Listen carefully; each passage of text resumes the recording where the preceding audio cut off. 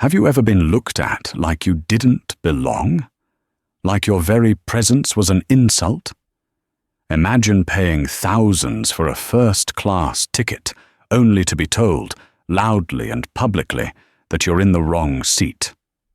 Not because of a computer error, not because of a double booking, but because of the color of your skin. This is exactly what happened to Dr. Keisha Williams on Flight 409 to London. The flight attendant thought she had all the power.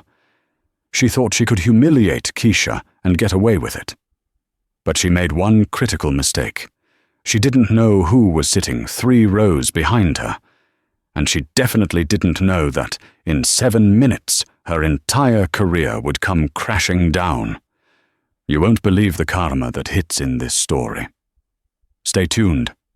The recycled air inside the cabin of the Boeing 777 usually smelled like stale coffee and sanitizer, but in first class, it smelled like fresh linen and expensive cologne. Dr. Keisha Williams adjusted her blazer, taking a deep breath. She wasn't just tired. She was exhausted in a way that sleep couldn't fix. 36 hours of surgery, a separated conjoined twin procedure that had made national news in Chicago. She had saved 2 lives, but right now, all she wanted to save was her sanity. She checked her boarding pass for the 3rd time. Seat 2A. It was her first time flying first class. Usually, she was modest, saving her money for her student loans or sending it back to her mother in Atlanta.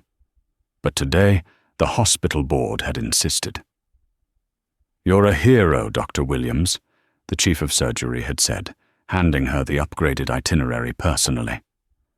"Fly in comfort. Sleep." As she stepped onto the plane, the difference in atmosphere was palpable. The lighting was softer, the seats wider. She found 2A, a beautiful window seat with a plush blanket already folded neatly on the cushion. She placed her leather carry-on in the overhead bin and sat down, closing her eyes for just a second. "Excuse me." The voice was sharp, nasal. It cut through Keisha's moment of peace like a scalpel. Keisha opened her eyes. Standing over her was a flight attendant. Her name tag read Meredith. She had blonde hair pulled back so tight it looked painful, and a smile that didn't reach her cold blue eyes. "Yes?" Keisha asked politely, shifting in her seat. "May I see your boarding pass?" Meredith asked. It wasn't really a question. Her hand was already out, palm up, demanding. Keisha frowned slightly. She had just shown it at the gate, and again at the plane door. But she nodded. "Sure." She pulled the slip from her pocket and handed it over. Meredith didn't look at the paper. She looked at Keisha. Then she looked at the paper. Then she let out a short, dismissive sigh, the kind you give a child who has colored on the walls. "This must be a mistake," Meredith said loudly.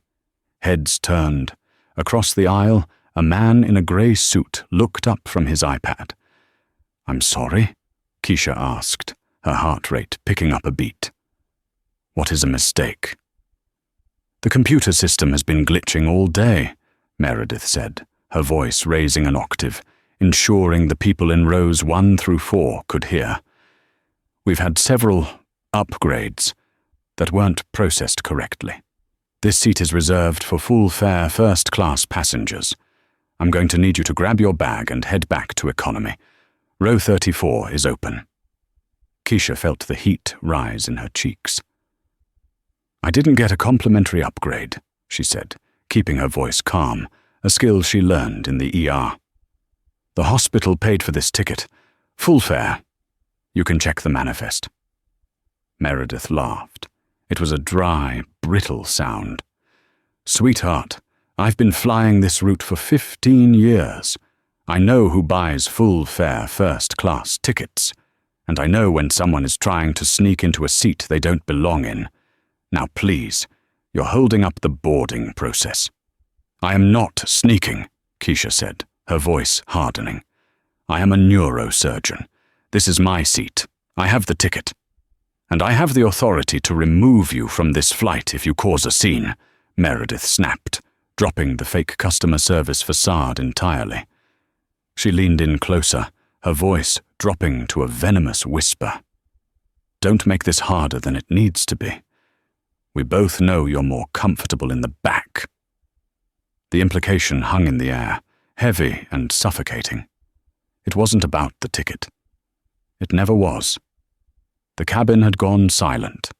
The hum of the auxiliary power unit was the only sound, underlying the tension that was thick enough to choke on. Keisha looked around. She expected someone to say something, to point out how ridiculous this was. But the man in the grey suit had gone back to his iPad. A woman in 1C was aggressively looking out the window. It was the bystander effect in full swing. Everyone assuming someone else would fix it, or worse, assuming Meredith was right. I'm not moving, Keisha stated, gripping the armrests. Call the captain if you have to, but I paid for this seat. Meredith straightened up, smoothing her skirt. Fine, if you want to play it that way. She turned on her heel and marched toward the cockpit, grabbing the interphone handset on the wall. She didn't call the captain, though. She called the gate agent. Yeah, Jerry, I've got a disruptive passenger in 2A, refusing to move to her assigned seat. Aggressive behavior. I need security. Aggressive behavior. Keisha felt tears pricking her eyes. She had remained seated. She hadn't raised her voice. She hadn't used profanity. But she knew the code words. In the airline industry, aggressive was a blank check to do whatever they wanted. While Meredith was on the phone, a young man in seat 4D unbuckled his seatbelt. He was wearing a hoodie and had headphones around his neck. He looked like a college student, maybe a tech guy. He walked quietly up the aisle, not toward Keisha, but toward the lavatory. As he passed Meredith, who was still loud talking on the phone, he paused. He didn't say anything to her. He just looked at her name tag, then looked at Keisha, giving her a subtle, reassuring nod. When he returned to his seat, he didn't sit down immediately. He pulled out his phone. He wasn't recording a TikTok. He was typing a message. His name was Leo Sterling, and Meredith, in her arrogance, had made a fatal calculation error. She assumed power was visible. She assumed power looked like a suit, or grey hair, or white skin. She didn't realize that in the modern world, power often looked like a 24-year-old in a hoodie who happened to be the son of the airline's CEO. But Leo didn't play the "do you know who my father is" card. Not yet. He watched. He waited. He needed her to dig the hole so deep she could never climb out. 2 minutes later, 2 large men in airport security uniforms boarded the plane. The atmosphere shifted from tense to dangerous. "Ma'am," the first officer said, looming over Keisha, "we've been told you're trespassing in this seat and refusing crew instructions." "I have my ticket," Keisha said, her hands trembling as she held it up. The officer didn't take it. "The flight attendant is the supreme authority in the cabin. If she says you move, you move. You can sort out a refund later. Right now, you are delaying a federal flight. Get up. Now." Meredith stood behind the officers, arms crossed, a smug look of victory plastered on her face. She mouthed the words, "Bye-bye."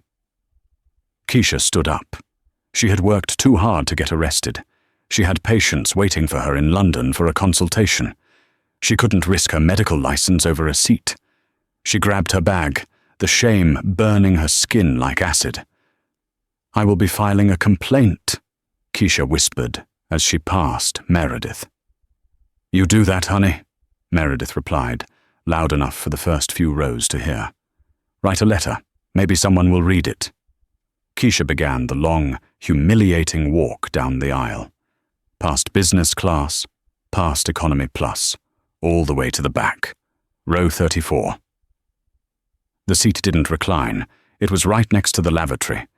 As she sat down, squeezing her knees against the seat in front of her, She put her head in her hands and let one single tear fall. She felt small, defeated. But up in first class, the timer had started. Leo Sterling pressed send on his phone. The message wasn't to customer service. It was a direct text to a private number. Dad, Flight 409. Lead FA Meredith just racially profiled a surgeon and kicked her out of first for no reason. Called security on her. It's on video. I'm sending it to you. Do you want to handle this, or should I live stream it to my 4 million followers? You have 5 minutes before we push back. 3 dots appeared on the screen instantly. The karma wasn't coming in a week. It wasn't coming in a month. It was currently traveling at the speed of light through a cellular tower. Up in the cockpit, Captain Robert Davis was running through the pre-flight checklist. He was a 20-year veteran with the airline, a man who followed protocol to the letter. They were 4 minutes from pushback when the secure satellite phone in the center console buzzed violently. This phone never rang.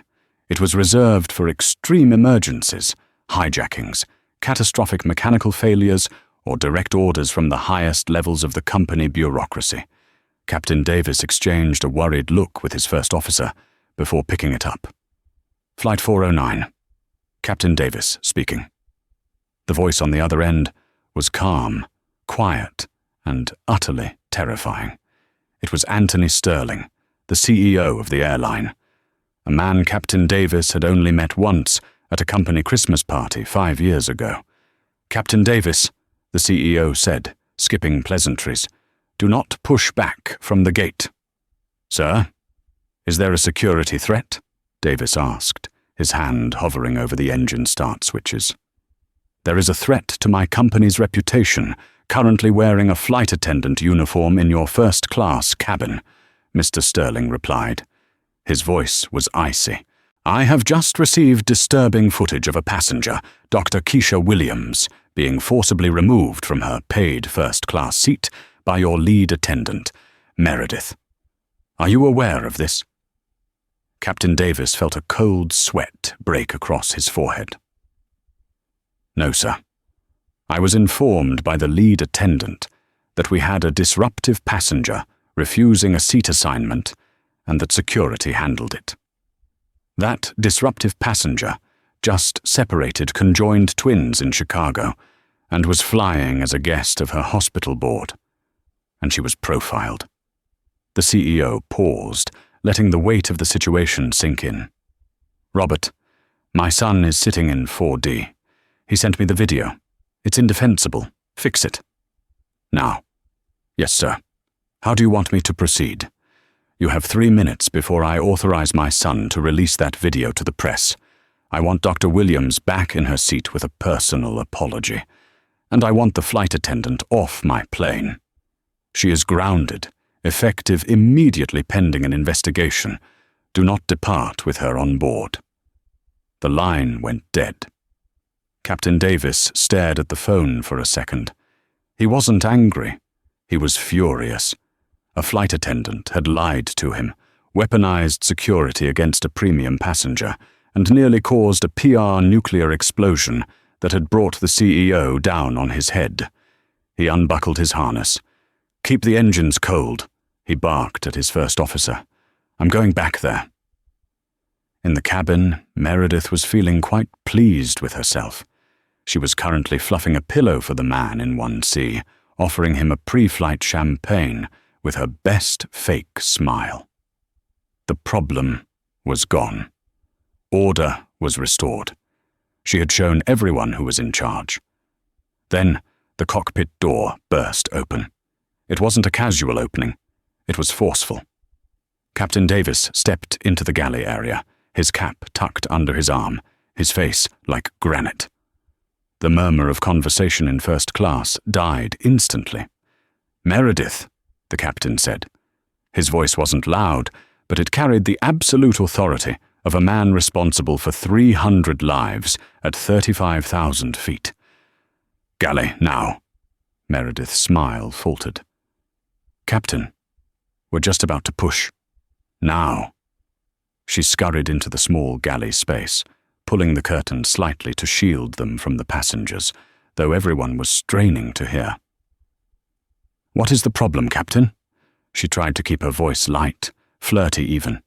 It usually worked on pilots. Captain Davis held up a tablet. It displayed the passenger manifest. "I just got off the phone with headquarters. Dr. Keisha Williams, seat 2A. Full fare corporate booking. Why is she in row 34? Meredith paled. Her glitch lie wasn't going to hold up against the manifest. "Well, Captain, she didn't look like the ticket holder. I suspected fraud. And when I approached her, she became belligerent. I had to make a judgment call for cabin safety." The captain stared at her, his eyes narrowing. "You lied to me. You told me she was disruptive.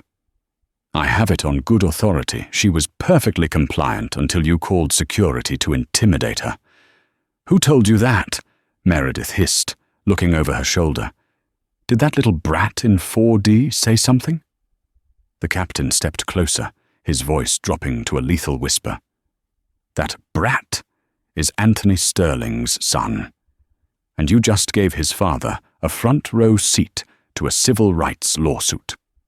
Meredith gasped. Her hand flew to her mouth. She looked past the curtain toward seat 4D, where Leo was calmly scrolling through his phone, not looking up.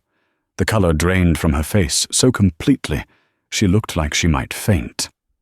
"You have 2 jobs right now," Captain Davis commanded.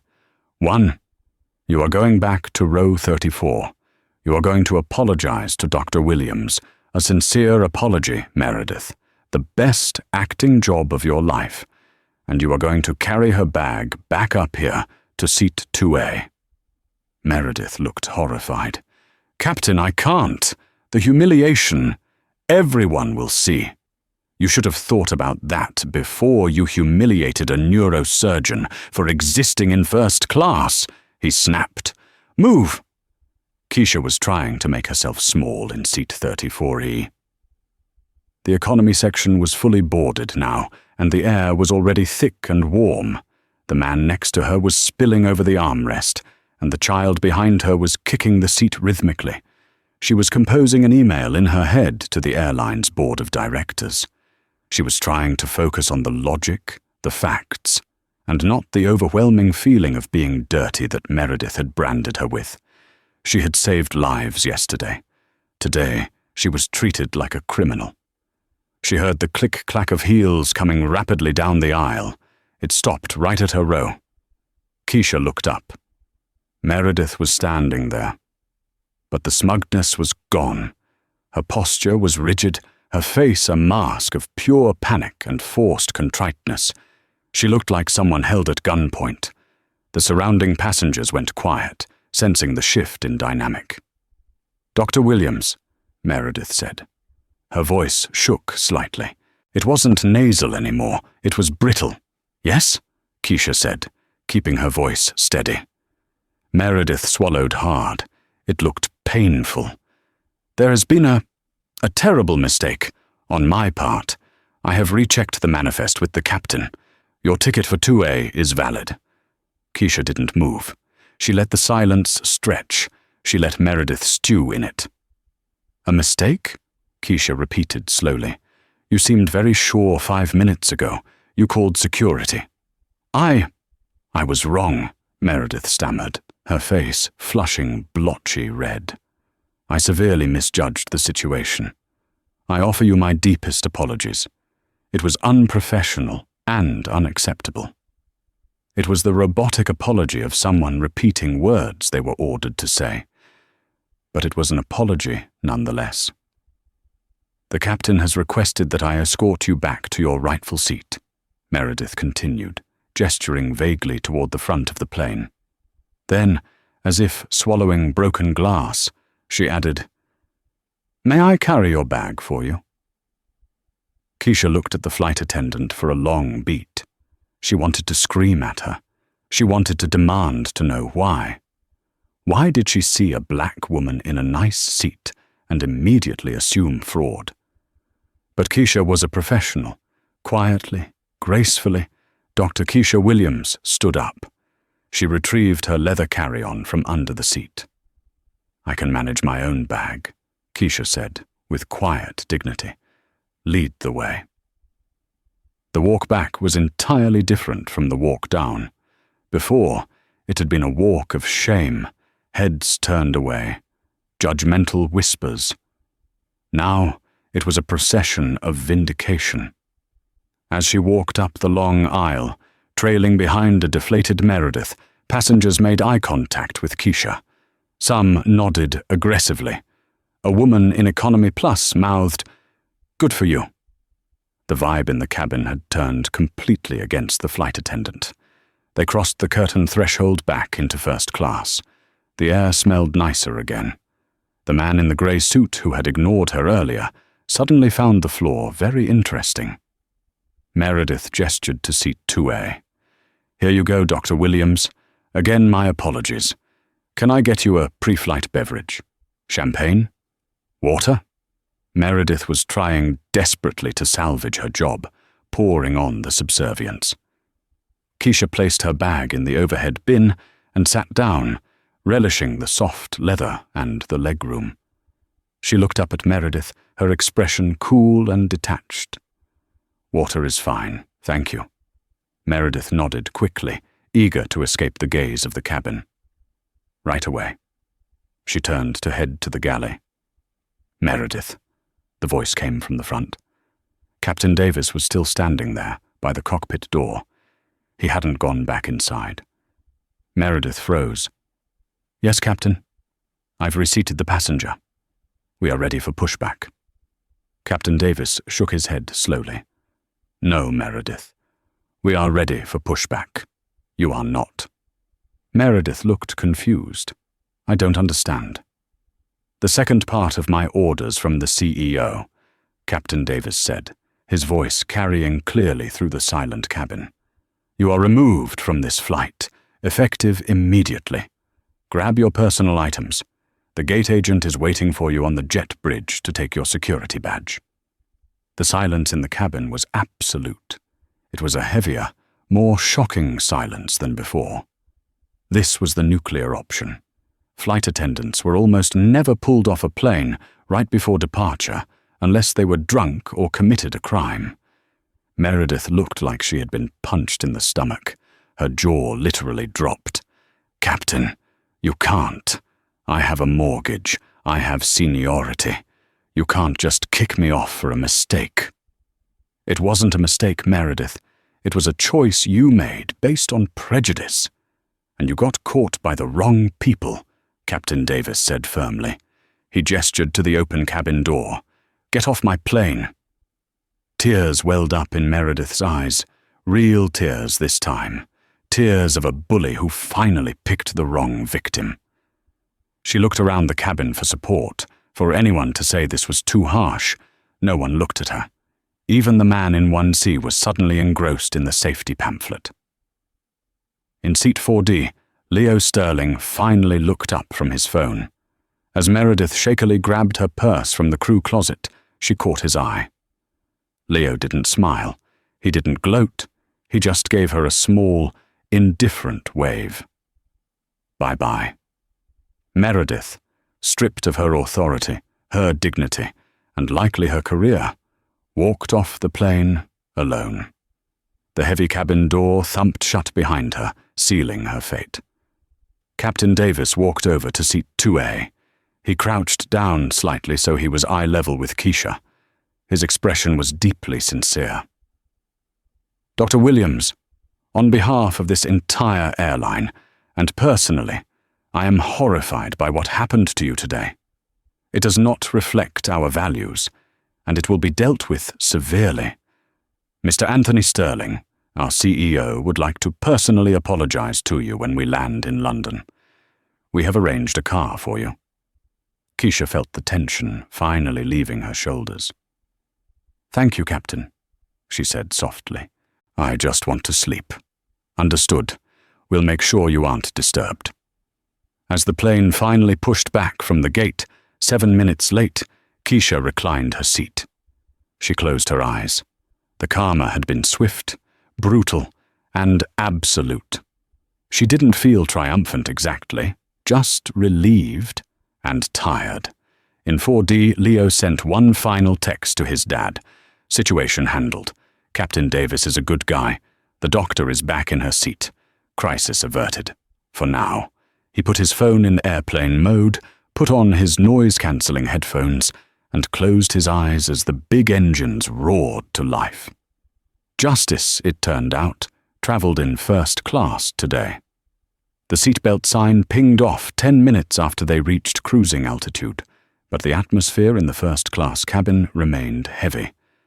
It was a strange, suffocating kind of quiet. Usually, once the champagne is poured and the noise-cancelling headphones go on, the rich and powerful disconnect from the world.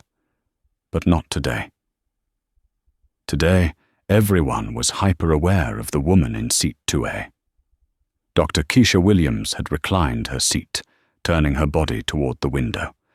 The clouds below were a pristine, fluffy white, a stark contrast to the ugliness that had just occurred inside the metal tube.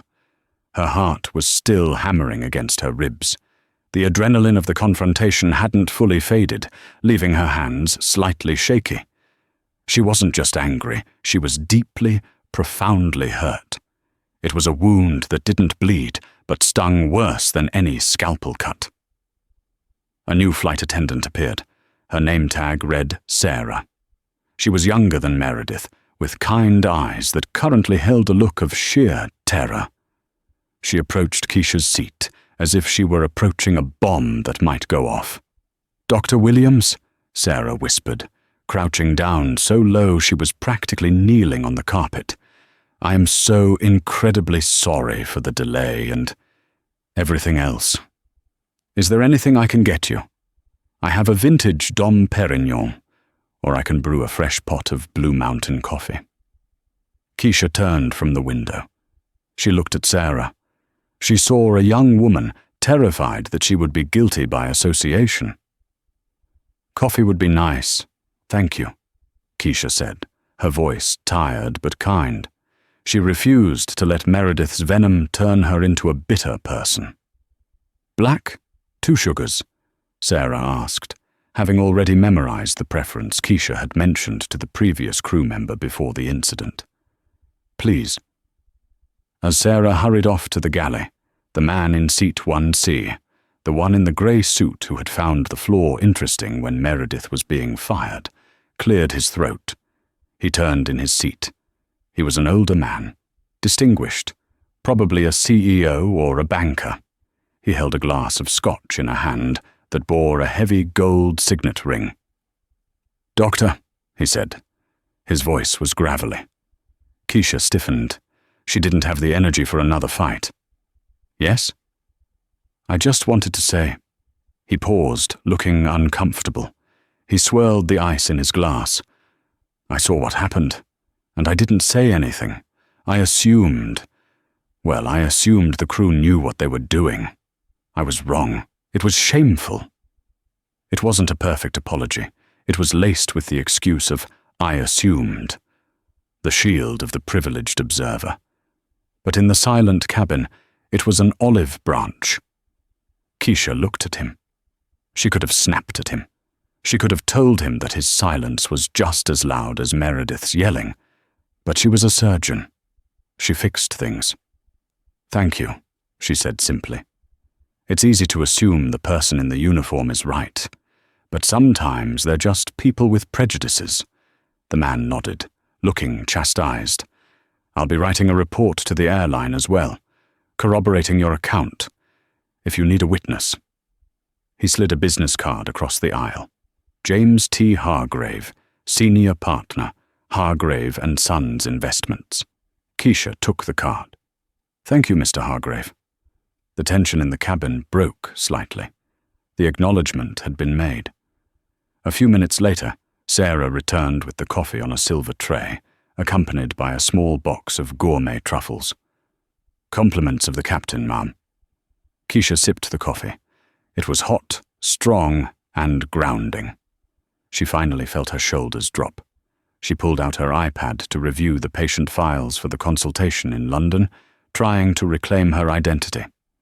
She wasn't the disruptive passenger. She was Dr. Williams, pediatric neurosurgeon. About 2 hours into the flight, she felt a tap on her shoulder. She removed her headphones. Standing in the aisle was the young man from seat 4D, the one in the hoodie. "Hey," he said. He had a boyish face, but his eyes were sharp, intelligent. "Hello," Keisha said, guarding herself again. "I didn't want to disturb you," he said, keeping his voice low. "But I wanted you to know that the video is safe. I haven't posted it." Keisha frowned. "Video?" "I recorded the whole thing," he said. "From the moment she asked for your pass to the moment the captain kicked her off. I sent it to my dad." Keisha's eyes widened. "Your dad?" "Anthony Sterling," he said, almost apologetically. "The CEO." The pieces fell into place. The sudden phone call to the cockpit, the captain's terrifying shift in demeanor. It hadn't been a sudden burst of conscience. It had been a direct order from God or the airline equivalent. "You're Leo Sterling," Keisha said. She didn't follow celebrity gossip, but the name was vaguely familiar from tech blogs. "Yeah," Leo said, leaning against the seat. "Look, I know my dad stepped in, but I wanted to ask your permission before I do anything else with the footage. If you want to keep this private, I'll delete it. If you want to burn them to the ground, I'll post it when we land. It's your call. It's your story, not mine." Keisha looked at this young man. He held the power to destroy the airline's stock price in his hand, yet he was asking her for consent. It was the first time all day someone had truly respected her agency. She thought about Meredith. She thought about the way the security guard had loomed over her. She thought about all the times she had been followed in stores or ignored in meetings until she flashed her credentials. "Don't post it yet," Keisha said slowly. "I want to see how they handle this when we land. If they do the right thing, we delete it. If they try to sweep it under the rug." She let the sentence hang. Leo grinned. It was a dangerous, shark-like grin. "If they try to sweep it under the rug, we go nuclear." "Exactly," Keisha said. "Deal." Leo nodded and went back to his seat. Keisha turned back to the window. The sun was setting over the Atlantic, painting the clouds in hues of violet and fire. She closed her eyes and finally, truly, slept. The landing into Heathrow was smooth, the tires kissing the tarmac with barely a bump. The deceleration pushed Keisha forward slightly against her seatbelt. "Ladies and gentlemen, welcome to London Heathrow," the first officer announced over the PA. "The local time is 8:15 a.m. We know you have a choice in airlines, and we thank you for choosing us." There was a pause. The usual, "Remain seated until the seatbelt sign is turned off," spiel didn't follow immediately. "We have a special request," the voice continued. "We ask that all passengers please remain seated for just a moment to allow our ground team to escort a special guest from the aircraft first. Dr. Williams in seat 2A, our team is at the door for you." A ripple of whispers went through the economy cabin. Usually, police boarded to escort people off. Being invited off first? That was for royalty or heads of state. Keisha unbuckled her belt. She felt a fresh wave of anxiety. Was this a trap? Had Meredith spun a story that got the British authorities involved? She stood up. Sarah, the flight attendant, was already at the cabin door, holding Keisha's jacket. "Right this way, Doctor," Sarah said, beaming. "They're waiting." Keisha stepped out of the aircraft and onto the jet bridge. The cool, damp London air hit her face. Standing at the end of the jet bridge, just before the terminal entrance, were 3 people. One was a tall, severe-looking British woman in a pristine airline uniform, the station manager. The second was a man in a dark suit, holding a bouquet of white lilies. The third was holding a tablet with her name on it. "Dr. Williams," the station manager said, stepping forward with her hand extended. "I am Elizabeth Grant, the Heathrow station manager for the airline. On behalf of Mr. Sterling and the entire company, welcome to London." Keisha shook her hand. "Thank you." "We are mortified by the report we received from Captain Davis," Elizabeth continued, her British accent clipping the words precisely. "We have arranged for a private suite in the lounge for you to freshen up, and a private car to take you to your hotel. But first," she gestured to the man with the flowers. "From the CEO," the man said, handing her the massive bouquet. It was heavy, smelling of spring and wealth. "And a letter?" He handed her a thick, cream-colored envelope, sealed with wax. Keisha took the items, feeling slightly overwhelmed. It was a lot, but it was better than handcuffs. "Also," Elizabeth added, lowering her voice, "Mr. Sterling wanted you to know the status of the crew member in question. Meredith has been met by our team in New York. Her badge has been confiscated. She has been placed on unpaid suspension pending a formal termination hearing on Monday. She will not be flying with us again." Keisha nodded. "Justice. And the record of the incident?" "Expunged from your passenger profile.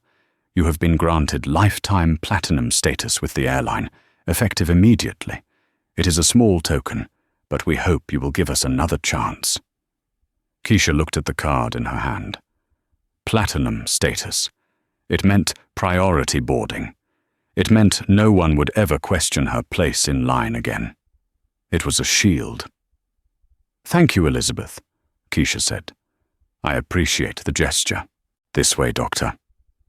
As they walked through the terminal, bypassing the long immigration queues through a VIP diplomatic channel, Keisha saw Leo Sterling walking a bit behind her with the rest of the first-class passengers.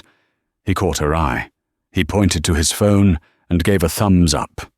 "Good job?" Keisha gave a small nod. Good job. She didn't need the video to go viral.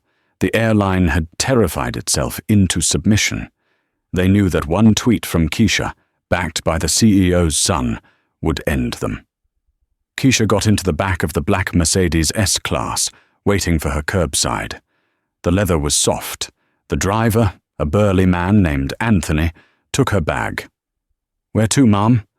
"The Langham Hotel," Keisha said.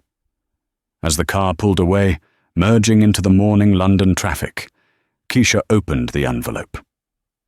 "Dear Dr. Williams, there are no words to excuse the indignity you suffered on Flight 409. Prejudice has no home at our altitude. I have failed to ensure my staff reflects the values I hold dear, and for that, I am personally sorry. Please accept a full refund of your ticket, a donation of $50,000 to the hospital of your choice, and my personal assurance that Meredith's actions will be used as a mandatory training case study for every employee in this company. You save lives. We should only be helping you get there. Sincerely, Anthony Sterling." Keisha folded the letter. A $50,000 donation. That would fund the pediatric wing's new MRI software. She leaned back and watched the grey London skyline pass by. She had won. But she knew, deep down, the fight wasn't over. Meredith was just one person. There would be others. But for today, the karma had been delivered. Keisha's phone buzzed. She pulled it out. A notification from Twitter, X.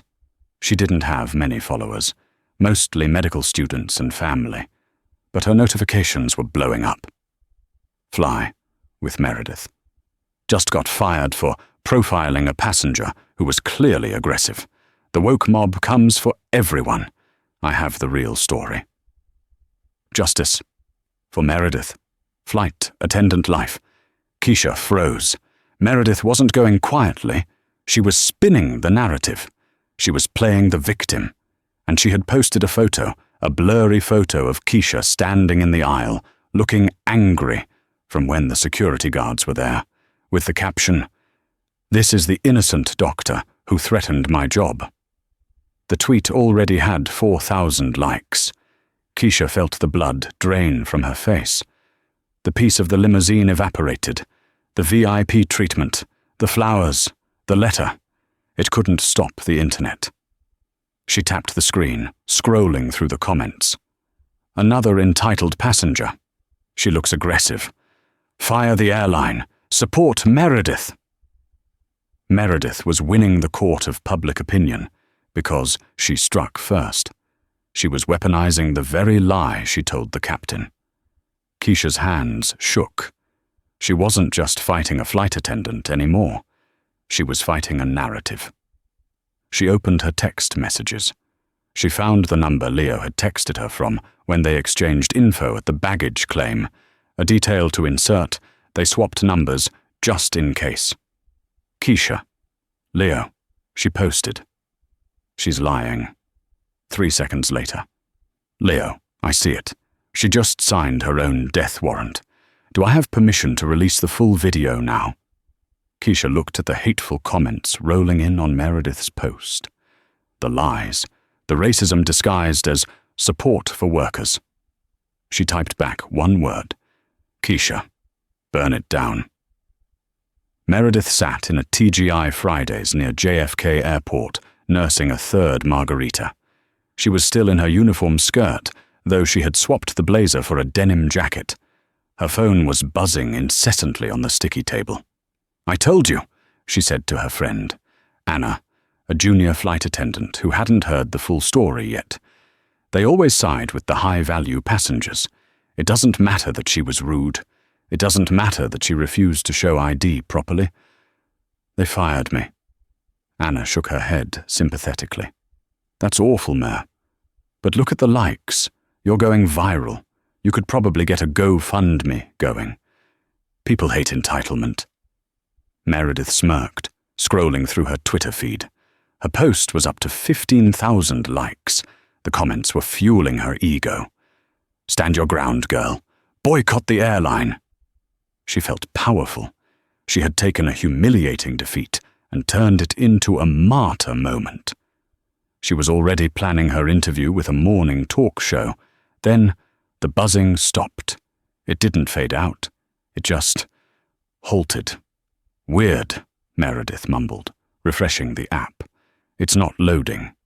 Probably the Wi-Fi, Anna said, dipping a fry in ketchup. Meredith switched to data.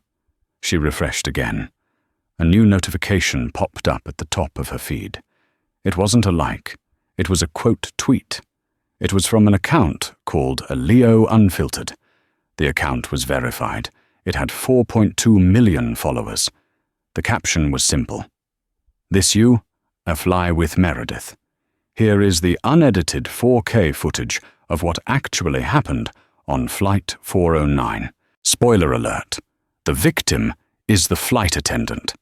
The aggressor is a hero surgeon. Watch until the end. Meredith's stomach dropped through the floor. She tapped the video. The quality was crystal clear. The audio was crisp.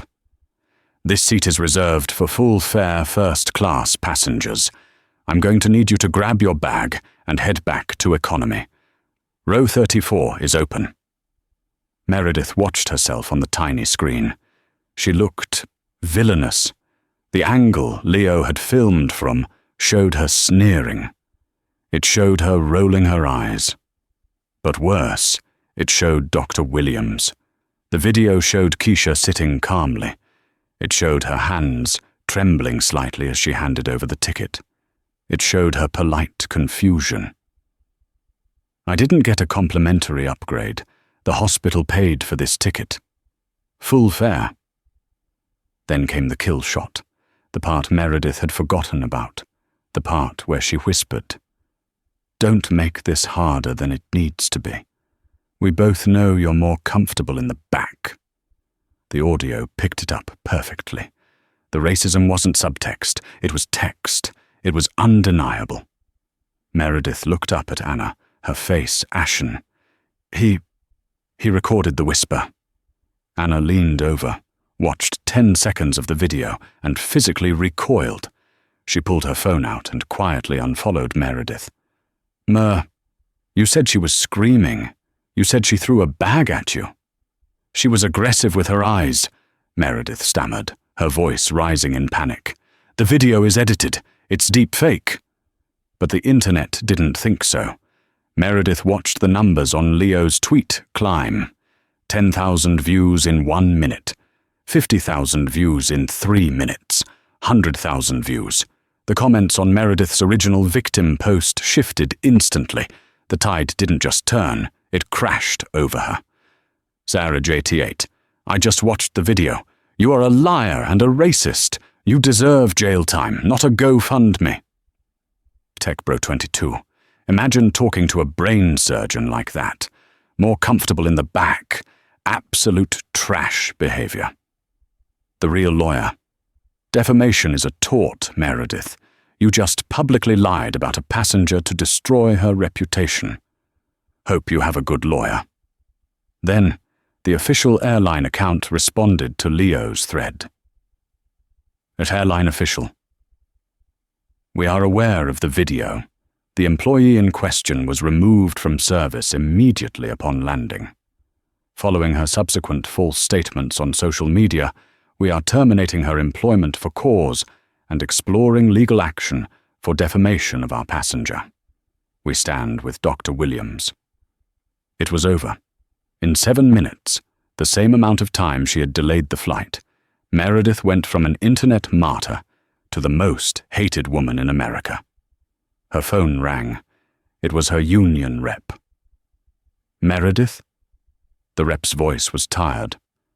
Don't bother coming to the hearing on Monday. We can't defend this. You're on your own. Meredith dropped the phone. The margarita glass tipped over, spilling sour mix and tequila all over her lap. She didn't move. She just stared at the puddle, realizing she had drowned herself. 2 hours after being escorted off the premises of JFK Airport, Meredith Vance sat in a booth at a TGI Fridays off the Van Wyck Expressway. The lighting was dim, the air smelled of fryer grease and stale beer, and the vinyl seat was cracked, a stark, depressing contrast to the pristine, leather-scented first-class cabin she had ruled over just that morning. She was on her 3rd margarita. It was watery and too sweet, but she needed it. Across from her sat Anna, a junior flight attendant who had just flown in from Dallas and had no idea about the reality of the morning's events. Meredith was currently spinning a masterpiece of fiction. It's the woke mob, Anna, Meredith said, stabbing a loaded potato skin with a fork. I swear to you, she was aggressive. She wouldn't look me in the eye. She practically threw her ticket at me. All I did was ask for verification, because the system was down. And because she's, a doctor. Meredith made air quotes with her fingers. The captain threw me under the bus to save his own pension. Anna shook her head, eyes wide with sympathetic outrage. That is terrifying, Mer. You can't even do your job anymore without someone pulling the race card. Exactly, Meredith said, taking a long pull of her drink. But I'm not rolling over. I posted about it. Meredith unlocked her phone and shoved it across the sticky table. Her tweet, posted 40 minutes ago, was going nuclear. Fly with Meredith. Just got fired for profiling a passenger who was clearly aggressive and refused crew instructions. I followed protocol for cabin safety. Now I'm jobless. The airline chose PR over their own crew's safety. I have the real story.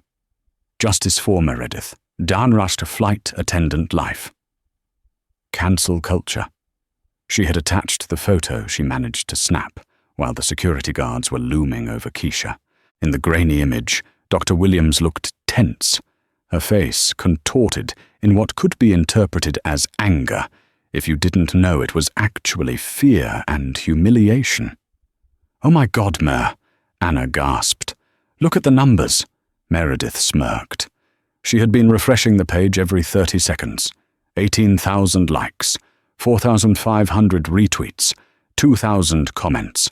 The comments were a river of validation. Art Patriot Mom 55.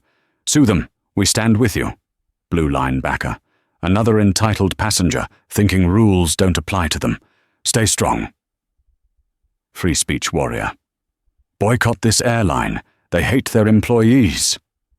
Meredith felt a rush of dopamine that was stronger than the tequila. She wasn't a failure. She was a martyr. She was already mentally calculating the settlement money. She'd go on the morning talk show circuit. She'd write a book about the dangers of reverse discrimination in the sky. She was going to be famous. I'm thinking of starting a GoFundMe, Meredith mused, leaning back against the booth. For legal fees. I bet I could raise 50 grand by midnight. Do it, Anna encouraged. You deserve it. Then the buzzing stopped. It wasn't that the phone died. The screen was still lit, but the cascade of notifications that had been vibrating the table like a hive of angry bees just ceased. That's weird, Meredith muttered. She tapped the home icon. The app froze. Must be the Wi-Fi. This place is a dump. She switched to 5G. She closed the app and reopened it. The little bell icon at the bottom of the screen had a red dot, but it wasn't a normal notification. It was a singular, heavy alert. Her tweet, the one with 18,000 likes, had been quote-tweeted. Usually a quote tweet is just someone adding a comment, but this one was different. The account that had quoted her was Leo Unfiltered. Meredith frowned. Who is Leo Unfiltered? Wait, Anna said, her voice dropping. My little brother watches him. He's a tech streamer. He has like 4 million followers. He exposes scams. Meredith felt a prickle of cold sweat on the back of her neck. She tapped the notification. The caption on Leo's tweet was short, brutal, and terrifying. Leo Unfiltered. This you? A Fly with Meredith. Interesting creative writing exercise. Here is the unedited 4K footage of what actually happened on Flight 409, recorded from Seat 4D. Spoiler alert, the victim is the flight attendant. The aggressor is a hero surgeon. Watch until the end. Receipts. Flight 409. Below the caption was a video file, 2 minutes and 14 seconds long. Meredith's thumb hovered over the play button. Her hand was shaking so bad, the ice in her glass rattled. Play it, Anna whispered, looking nervous. Meredith pressed play. The audio wasn't grainy. It was terrifyingly crisp. It cut through the noise of the TGI Fridays like a knife. This seat is reserved for full-fare first-class passengers. I'm going to need you to grab your bag and head back to economy. Meredith watched herself on the small screen. Seen from the outside, stripped of her own internal narrative, she didn't look authoritative. She looked sneering. She looked like a bully. Then the camera panned slightly to Keisha. Keisha wasn't screaming. She wasn't throwing things. She was sitting with perfect, terrifying poise. I didn't get a complimentary upgrade. The hospital paid for this ticket. Full fare. You can check the manifest. She sounds so calm, Anna whispered. You said she was yelling. She was yelling with her eyes, Meredith hissed, panic rising in her throat like bile. Keep watching. The video continued. It showed the arrival of security. It showed Meredith crossing her arms, that smug look of satisfaction plastered on her face as the officers intimidated the doctor. But then came the part Meredith had forgotten, the part she didn't think anyone could hear. In the video, Meredith leaned in close to Keisha's face. The camera's zoom microphone, likely high-end tech, picked up the whisper as if she were shouting into a megaphone. Don't make this harder than it needs to be. We both know you're more comfortable in the back. The silence at the table was deafening. Anna slowly pulled her hand away from the table.